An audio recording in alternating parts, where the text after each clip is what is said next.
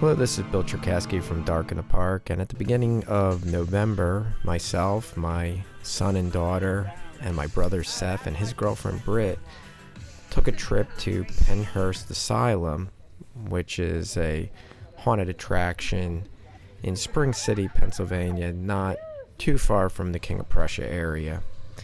And it's made up of 3 separate haunted attractions and an outside area where you can get food from different concessions. The main haunted attraction is the asylum, and then there is a basement area of the asylum called the morgue, and then there's a tunnels area. There's a lot of tunnels on the property that used to connect all the different buildings of the state school. Pennhurst was a former state school that opened in 1908, and it has a very morbid past with a lot of abuse and neglect of kids and the patients there. And it's been closed for many years, and the haunt is really only using the one main building and a small portion of the tunnels. There's other buildings on the property that are condemned and closed off, and we don't quite know exactly what's going to happen with all the buildings on the property. But I had never been there before. My kids had never been there before. My brother and his girlfriend had a couple years ago. So I didn't know what to expect. My expectations were kind of low when I got there because there was a lot of loud music on the outside of it. Sort of like punk type music, and I just didn't think it fit the theme of a state school or an asylum. And some of the people walking around on the outside were, I don't know, they just weren't dressed right. It looked like they were from Road Warrior, you know, like Mad Max. And then there was a trailer parked in front of the building. It looked like somebody was RVing, and it just didn't seem to have the right theme. So I was kind of going into it with low expectations. We got the 3 attraction ticket, which costs about $50 a person to go in all 3 of the haunts. And, you know, going there, might as well go through all 3 of them. Why just go through the main one? But once we got into the first attraction, the main attraction, I could see that it was going to be pretty good because the theming was really up there with haunted attractions that I've been in. You know, it's a former state hospital, and, you know, it's kind of creepy in there, and, you know, peeling paint, and, you know, old floors, old staircases. So it definitely had the right feel in there. But then all of the theming that they added to the attraction, a lot of animatronics, big ones, giant ones. There was a section in there where they staged the cupola on the top of the building, like it fell through the entire building, like it maybe came down in a lightning storm, and they had it like it was raining, and there it was through the roof of the one room.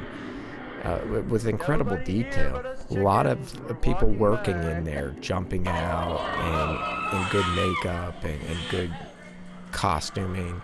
So a lot of attention went into that. There was a lot of areas where, you know, things came out at you that you weren't quite expecting them to, or came out at your feet. There was a lot of theme rooms. I know there was a room with dolls in it, and a giant doll holding a child who, you know, was animatronic, and, you know, she's asking for her mommy.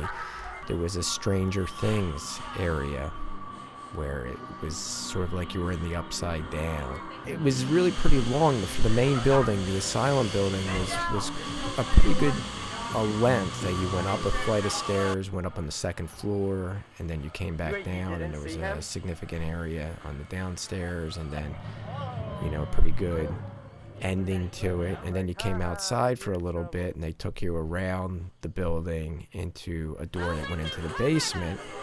And there was a whole other, you know, section of animatronics and scenery in the basement. Of course, there was a morgue down there because it's, you know, themed like a morgue, and then a scientist doing experiments and, you know, cutting up people. All types of morbid things down there. Not quite as long as the upstairs room, but a lot of great scenery down there and theming. And then you came out of that attraction and they took you to the tunnels. You were outside for a little section and then they go into the tunnels. Tunnels were really quite impressive. You had a whole bunch of different things down there, from a laser light swamp where people are just popping up out of this laser created mist and you really can't tell that they're right in front of you. And of course the actors in Pennhurst can touch you. You're not supposed to touch the actors. And I mean, there was one section where one of them was playing with my hair, and I mean, that was getting kind of old, but I mean, that goes with the territory. They tell you that they're allowed to touch you. And then it takes you into a maze, like a stone catacomb maze where there's skeletons in the walls. And, you know, it's getting pretty narrow and pretty thin. And, of course, people are coming out when you least expect them. And they sort of get your attention with one thing when somebody's coming out in another area. Really well done. And then at the end, there was somebody dressed up in a giant costume. It looked like an animatronic, but it was somebody that's sort of right in the way. And you can't get by the person. You have to, try to maneuver around him while he's trying to get you. And really, really neat ending to that attraction. So really all three of the haunts at Pennhurst I would rate quite high. I would give the Pennhurst Asylum, honestly, I would probably rate that a 10, and then the second one, the morgue, like an 8, and then the tunnels I'd probably rate a 10 as well. I thought they were just really well done. The overall experience, I'd give a 9, only because I think they can do a little better on the outside, get the music appropriate for an asylum. The people on the outside, I would probably have them dressed a little more appropriately for what it is. Once you get out, you go through a food area, and the food was decent. So, I mean, that part of it was good as well. So overall, I would definitely rank it a 9, and my kids felt the same way. My brother and his girlfriend were quite impressed of the improvements of Pennhurst from the last time they had been there, so they were really impressed as well. So for $50 for all three, I think it's definitely worth it.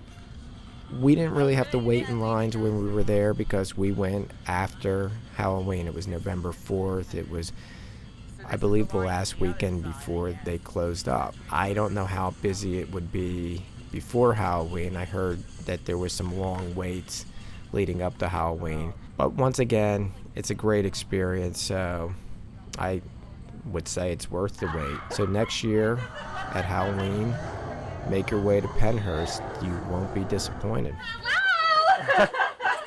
It's like I can barely watch.